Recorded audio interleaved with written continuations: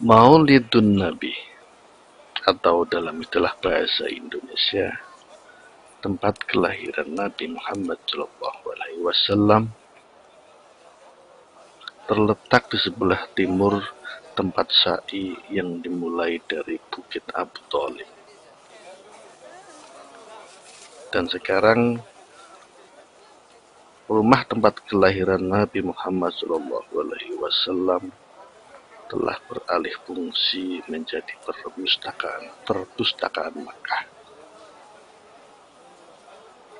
Didirikan oleh Syekh Abbas Qotton pada tahun 1950 Masehi atau 1370 Hijriah. Dan sekarang rumah tempat kelahiran Nabi yang beralih fungsi menjadi perpustakaan Makkah tersebut berada di bawah koordinasi Kementerian Urusan Agama Islam. Memiliki banyak kitab, naskah-naskah kuno, dan berbagai benda sejarah yang tak ternilai harganya.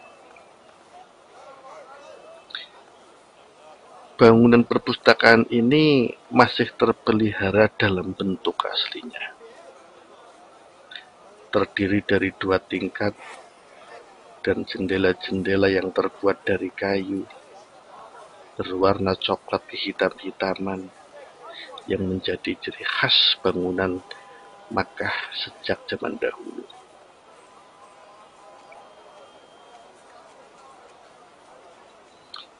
Disebutkan oleh sebagian ahli sejarah bahwa perpustakaan ini adalah rumah di mana Rasulullah SAW dilahirkan.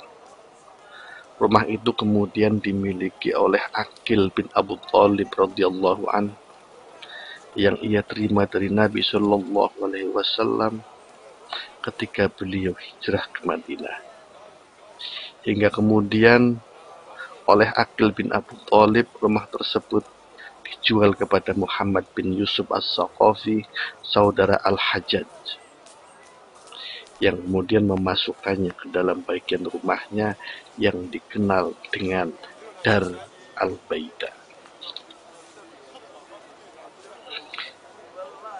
Dan ketika Al-Khayziron, ibu daripada Harun Ar-Rasyid, menunaikan haji pada tahun 71 Hijriah, ia kemudian menjadikannya masjid untuk ditempati sholat.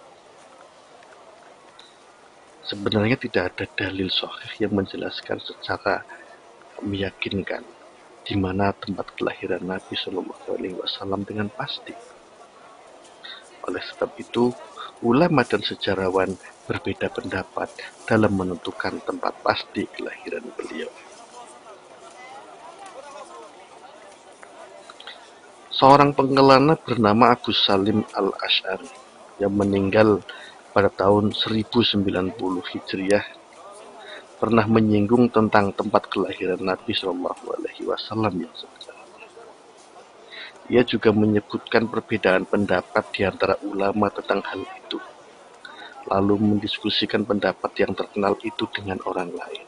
Ia berkata, yang mengherankan adalah mereka menetapkan tempat kelahiran dari rumah itu seukuran tempat tidur.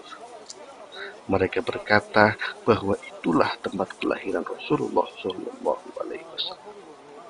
Menurutku, penetapan itu sangat jauh dari jalur periwayatan yang sahih ataupun yang benar.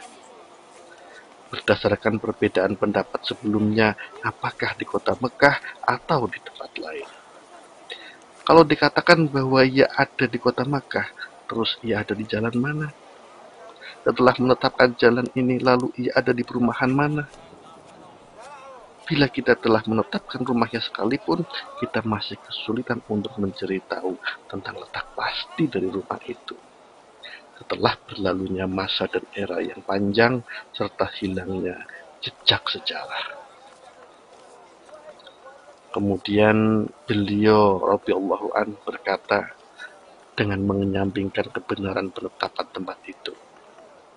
Kelahiran itu terjadi pada masa jahiliyah dan tidak ada seorang pun yang memiliki perhatian untuk menghafal dan memelihara berbagai macam tempat. Terlebih mereka tidak memiliki kepentingan untuk hal itu. Dan setelah datangnya Islam, kita tahu kondisi para sahabat dan para tabi'in yang tidak terlalu menaruh perhatian terhadap tempat-tempat yang tidak terkait dengan amalan syar'i.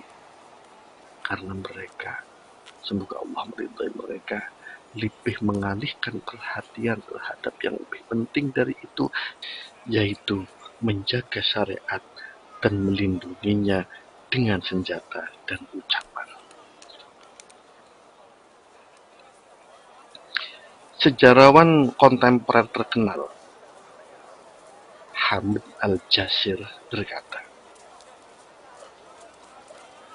perbedaan dalam menentukan tempat kelahiran Nabi Shallallahu Alaihi Wasallam berdasarkan pendapat yang diyakini, yaitu tempat yang sudah dikenal dan dinamakan oleh sebagian besar orang sebagai tempat kelahiran, pada dasarnya tidaklah tegak di atas dasar sejarah yang benar, katanya. Dan tidak diragukan lagi bahwa perbedaan pendapat di antara ulama dan sejarawan dalam penetapan tempat kelahiran Nabi Shallallahu Alaihi Wasallam adalah dalil yang menunjukkan bagaimana para sahabat radhiyallahu an tidak terlalu menaruh perhatian akan hal itu, karena tidak terkait langsung dengan amalan syariat.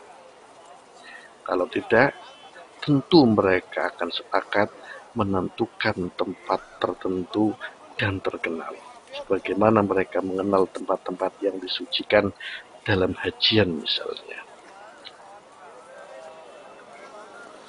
Apakah disyariatkan untuk menziarahi dan mencari berkahnya? Tidak disyariatkan. Kali lagi, tidak disyariatkan untuk menziarahi perpustakaan ini dengan niat ibadah, karena dari satu sisi tidak ada dalil yang menunjukkan tentang hal itu, sementara dasar ibadah itu adalah tauqifiyah, tidak melakukan ibadah kecuali dengan dalil.